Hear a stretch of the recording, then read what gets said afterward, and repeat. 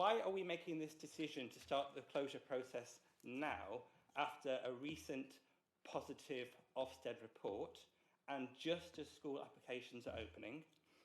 2, why did we close applications for Great Orme School when no decision has yet been reached? We are still in a consultation process, and parents told me that they were not able to choose Great Orme School for year reception.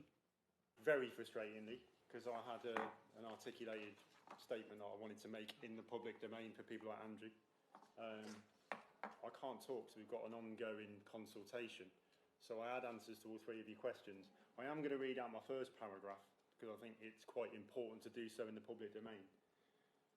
I'd like to say that with a decision of this magnitude, it's important to be humble. There are many people whose lives and livelihoods will be affected by any potential decision made, and it's important that we give them the respect they deserve by presenting the facts and making sure that when a decision is made, that it is evidence-based. Now, I have answers to every one of those questions here. I'm not allowed to send them to you. I'm not allowed to put them in the public domain. But I respect the consultation process. So I think I'm going to have to leave. Forgive me. I'll hand over to Nigel. All right.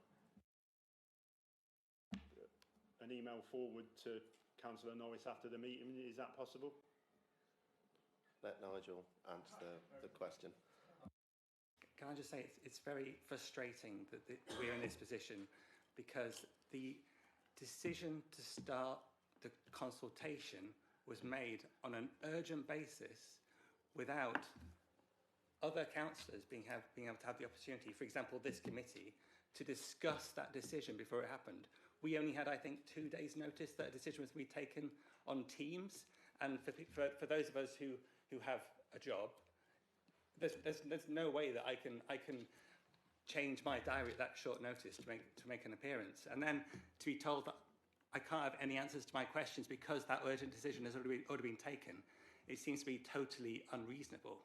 And once a consultation process starts, that puts off all other potential parents, and equally all parents who are currently at the school will start looking to move elsewhere, because because it's a self-fulfilling prophecy, and once it's gone, it's gone. So I don't know, but I think that this was very badly handled, that we didn't have the opportunity to make these representations before that consultation process was started. And how can it be an urgent decision when presumably the county council knew months ago that this was in the pipeline? I'm sorry to be frustrated, but it does feel unfair on those parents and children. I just wanted some record correcting, or at least attempt to correct the record. I noticed that Councillor Cooper stated on social media and has told parents at the school that the consultation to close the school was triggered and imposed by the Department for Education, and that it wasn't triggered or instigated by this Reform administration. So I just wanted that if Councillor Briggs could correct the record on that and explain who instigated the consultation on closing the school. Thank you. Okay, so believe it or not, it wasn't the Reform administration that instigated the consultation on the school. It's an outlandish conspiracy theory, among others that are doing the rounds at the moment, like I've somehow interfered with the application process of the schools, another one, and no, it wasn't us. I mean, obviously, I've been presented with the facts, and I've made a decision on the facts in front of me. It's as simple as that, really. There isn't any headline to write. Sorry, was it not a portfolio holder decision to start the consultation? So it is a Reform administration decision to start the consultation. Can we just clarify that, please? Just to clarify, officers come to me with the current situation, the stats in black and white in front of me. My job is to then make a decision whether we go forward with the consultation, and I guess in answer to your question, then myself, and by token of that, the current Reform controlling administration have made the decision to go to the consultation phase.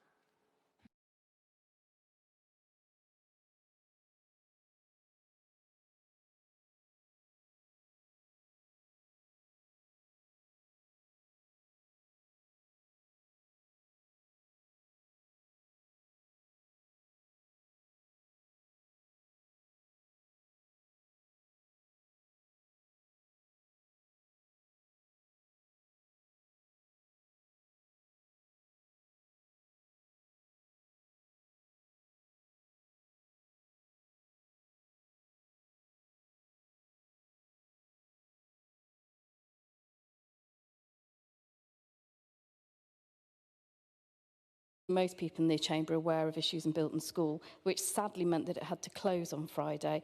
And I wondered if we could have an update from the relevant portfolio, I'm guessing it'd be Councillor Briggs, on what action the County Council has taken in respect to the matter, given that there have been comments about comments made. Thank you. Councillor Wayne Briggs. Thank you, Sarah. Thank you for your question. And thank you for talking so passionately on children in care as well. I'm glad your motion got passed. So we convened a meeting last Thursday, myself, George, the leader, and Darren, our portfolio holder for heritage and culture. And in that meeting was also the Academy CEO, Ranjit Samra, and Johnny Kiriakal, the Director of Education. So we all went into that meeting with the priority being to quell community tensions. Right? So I think you'd agree that the point of a democratically elected political party is to do that rather than the mystical far right take it to an extreme level. We had an honest and frank discussion. Ranjit admitted that the school had made a mistake. They accepted that they had to make an apology, and they did so. They had sent a letter home to parents saying that much. We were happy with that.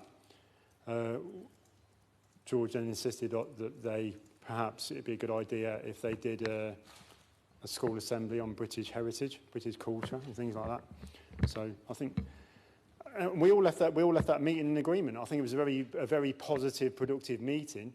And in all honesty, the only thing that's quelled tensions since is media nonsense.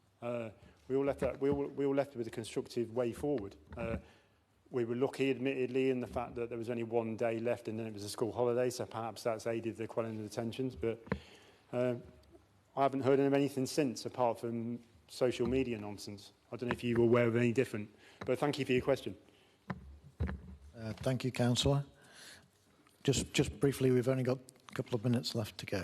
Very, very quickly. So were you aware that the reason they chose to, or the reason they took the decision, they didn't choose actually, they had to take the decision to shut the school, was because of threats made towards the staff, towards the head, that were completely inappropriate? And what support, I suppose, if you could give me a written answer on what support we're giving the school, that'd be really helpful. Thank you, rather than answer here, Chair. It was Culture Day. So cultures were being celebrated. So she wore her British dress to celebrate her culture, and the school sent her home. She went to school that day to deliver a speech on her culture to a classroom of 30 children. There are currently 1.3 million people watching this live. Courtney Wright, come and deliver your speech, darling. Get out of the way.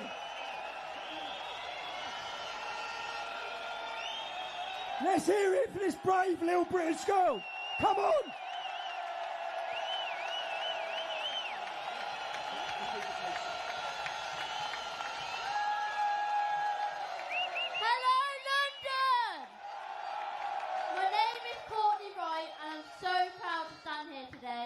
Even though I'm only 13, I already know how lucky we are to live in this country.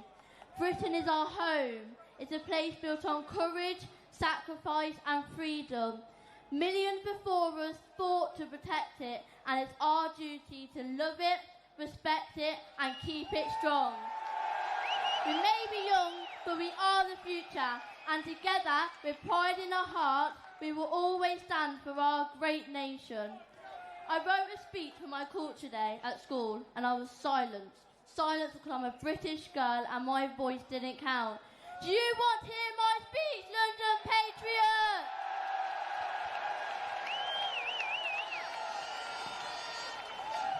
It's one more.